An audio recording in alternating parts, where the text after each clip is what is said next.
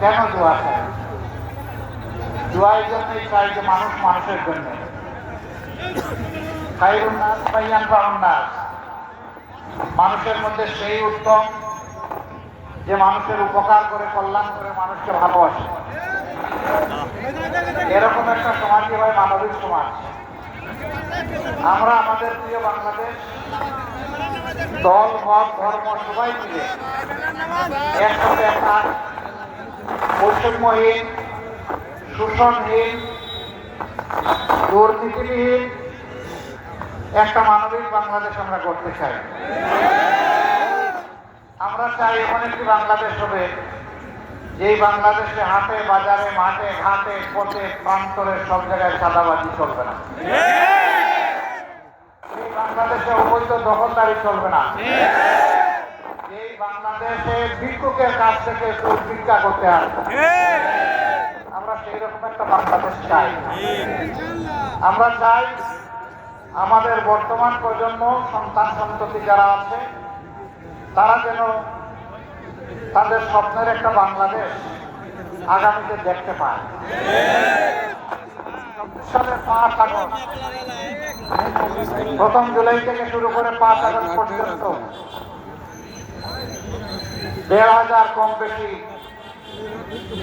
এদেশের ছাত্র, তরুণ জনতা, শ্রমিক, ব্যবসায়ী, সাধারণ মানুষ জীবন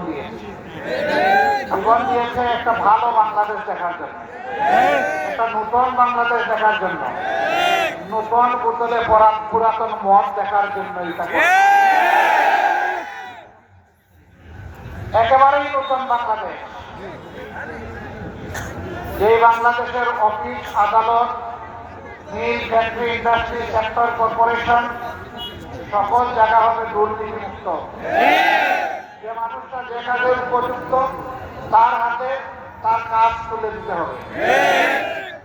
আবার যিনি শিল্পের মালিক, তাকেও তার শিল্প বাঁচানোর জন্য সাহায্য করতে হবে। আবার মালিক পক্ষের পক্ষ থেকে শ্রমিকের গায়ের ঘাম শুকানোর আগে তার উপযুক্ত মজুরিও দিতে হবে। মালিক শ্রমিক এখানে পরস্পরের বিরোধী হবে না, বরঞ্চ পরস্পরের কল্যাণকাম হবে। এইভাবে শিল্পও বাঁচবে, শ্রমিকও আসবে। তাহলে আমরা একটা সুন্দর বাংলাদেশ করতে পারবো। আমরা এমন একটা বাংলাদেশ চাই যেখানে আমাদের কৃষকেরা রক্ত পানি করা, ঘাম জড়ানো মাঠের ফসল বিক্রি করে মাথায় হাত দিবে না। আমার খরচ হলো 10 টাকা, বিক্রি করে পালাম 8 টাকা, আমার লস হয়ে গেল 2 টাকা, এমন যেন না হয়। বরঞ্চ সরকার উন্নত প্রযুক্তির মাধ্যমে মাঠে, ময়দানে যারা মানুষের জীবনকে চালু রাখার জন্য বিভিন্ন কৃষিজাত দ্রব্য, মৎস্যজাত দ্রব্য, পশুজাত দ্রব্য উৎপাদন করবে, আধুনিক প্রযুক্তির মাধ্যমে সেখানে যেন উৎপাদন বাড়ানোর ব্যবস্থা করা হয়। সেখানে উৎপাদন খরচ হবে কম, শিল্পের উৎপাদন হবে বেশি এবং মুনাফা হবে বেশি।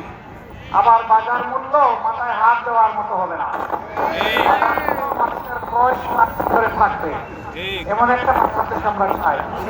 বিশেষ করে 1 জুলাই থেকে 5 আগস্ট পর্যন্ত যারা আহত হয়েছে, পঙ্গু হয়েছে, অগ্রাধিকারের ভিত্তিতে এখন তাদের সুচিকিৎসা চাই। কারণ এদের রক্তের উপর দিয়ে আসতে আমরা কথা বলতে পারছি, রক্তের উপর দিয়ে বাংলাদেশের মানুষ শ্বাস ফেলতে পারছে। 15টা বছর বাংলাদেশের মানুষ শ্বাস ফেলতে পারেনি। সুতরাং তাদের প্রতি কৃতজ্ঞতা স্বরূপ অবশ্যই তাদের সুচিকিৎসা নিশ্চিত করতে হবে।